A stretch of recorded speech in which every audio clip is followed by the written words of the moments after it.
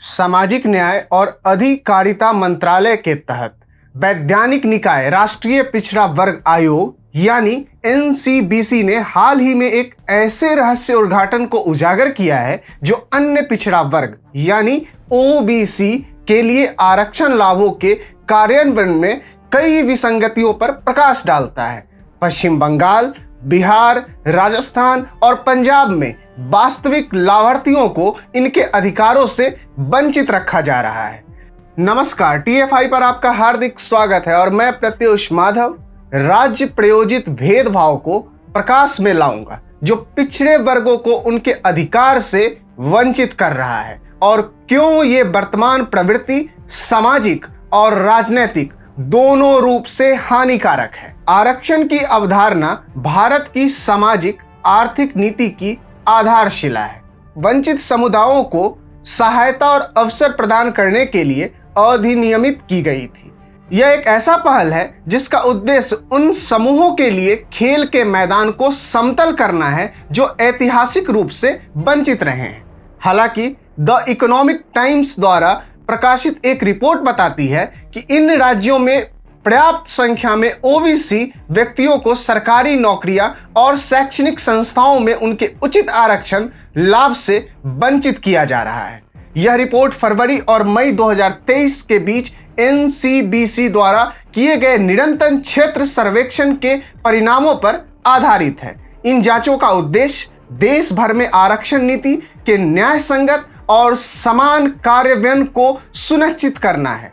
हालांकि निष्कर्षों ने अनियमितताओं का खुलासा किया है जिसमें तत्काल ध्यान और सुधारात्मक कार्रवाई की जा रही है। इसमें सबसे महत्वपूर्ण रहस्य उद्घाटन गैर भारतीय संस्थाओं, विशेष रूप से बांग्लादेशी प्रवासियों और पश्चिम बंगाल में रहने वाले रोहिंग्या मुसलमानों को ओबीसी प्रमाण पत्रों का गलत आवंटन किया गया है। यह कार्रवाई आरक्षण नीति का घोर उल्लंघन प्रतीत होता है जो इस तरह के दुर्विनियोजन की अनुमति देने वाली प्रणाली में खामियों को उजागर करती है। इसके अलावा आयोग ने यह भी पाया कि 169 जातियों को ओबीसी का दर्जा दिया गया जिनमें 118 मुस्लिम समुदाय से हैं। यह अनुपातहीन प्रतिनिधित्व आरक्षण नीति के कार्यान्वयन में विषमता को बहुत अच्छी तरह से दर्शाता है। इन निष्कर्षों पर अपने विचार प्रस्तुत करते हुए एनसीबीसी प्रमुख हंसराज गंगाराम अहिर ने कहा, आयोग का किसी भी समुदाय के खिलाफ कोई पूर्वाग्रह नहीं है, लेकिन हमने पूछा कि मुसलमानों के पक्ष में ये अलग पूर्वाग्रह कैसे है। उनकी टिप्पणी धार्मिक या जातीय संबद्धता के बावजूद संस्थानों का समान वितरण सुनिश्चित करने के लिए एनसीबीसी की जिम्मेदारी को रेखांकित करती है। परंतु विवाद यहीं खत्म नहीं होता। सर्वेक्षणों के दौरान आयोग को पता चला कि कई हिंदू ओबीसी समुदाय इस्लाम में परिवर्तित हो गए हैं।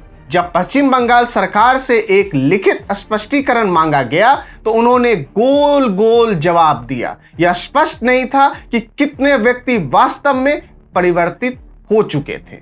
स्पष्टता की कमी पहले से ही जटिल मुद्दे में और जटिलता की एक परत जोड़ती है जो राज्य के रिकॉर्ड कीपिंग और सत्यापन तंत्र के बारे में गंभीर सवाल पैदा करता है। अहिर ने मामले की तह में ध्यान आकर्षित करते हुए जोर देकर कहा, यह स्पष्ट है कि राज्य ने मनमाने ढंग से गैर योग्य समुदायों को ओबीसी का दर्जा दिया है। उनकी मुखर टिप्पणी आवंटन प्रक्रिया की पारदर्शिता और निष्पक्षता पर सवाल उठाती है और आरक्षण नीति को लागू करने के लिए जिम्मेदार प्रशासनिक तंत्र की अखंडता की जांच करती है। यह विवादास्पद स्थिति ने आरक्षण प्रणाली के कार्यों के संबंध में महत्वपूर्ण बहस छेड़ दी है। इसने व्यवस्था के भीतर उन मुद्दों पर प्रकाश डाला है जो योग्य समुदायों को उन लाभों से बाहर करने का अन्यायपूर्ण बहिष्कार कर रही है जिनके वो हकदार हैं। आलोचकों का तर्क है कि गैर भारतीय संस्थाओं को आरक्षण के लाभ का इस तरह से गलत आवंटन स्वदेशी आबादी के लिए एक अपकार है और सामाजिक न्याय के लिए बनाई गई प्रणाली पर घोर दुरुपयोग है। अन्य लोग किसी भी समुदाय को ओबीसी का दर्जा देने से पहले अधिक व्यापक पुनरीक्षण प्रक्रिया की आवश्यकता पर जोर देते हैं। निसंदेह ये अलग अलग दृष्टिकोण भांति भांति के विचार प्रस्तुत करते हैं। बहस को छेड़ते रहते हैं, परंतु एक तथ्य अस्पष्ट है।